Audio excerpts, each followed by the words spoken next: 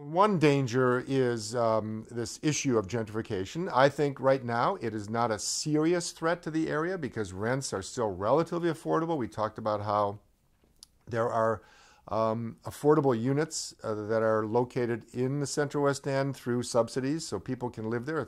It's actually still one of the most racially and economically diverse areas in the region. But as it succeeds, at a certain point, rents could take off.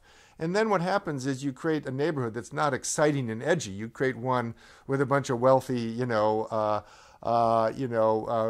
professionals, and an artist can't afford to live there anymore, right? You want to have a neighborhood that has a diversity. That's what people are looking for. So we need to be careful that we have maybe land trusts, which land trusts is where the community owns the land, and they can take the inflation in the underlying land values and make sure it doesn't rise so high that it pushes everybody out but the wealthiest residents.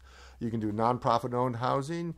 You can do, at some point, we might even do inclusionary zoning, which is requiring developers what Mayor Blasio in New York is doing. He's going to create 80,000 units of affordable housing by basically requiring developers to set aside a certain percentage, maybe 20% of the units, for affordable housing. At some point, we should do that in the Central West End. I don't think we're quite there yet. The market's not that strong.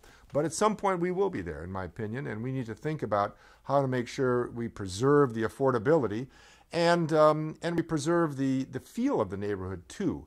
I mean, I personally think that done right, high-rise luxury housing and other housing just pumps more consumer dollars into the area and will make for a more vibrant restaurant scene and bookstores and coffee shops and everything else. But you have to make sure that it doesn't, take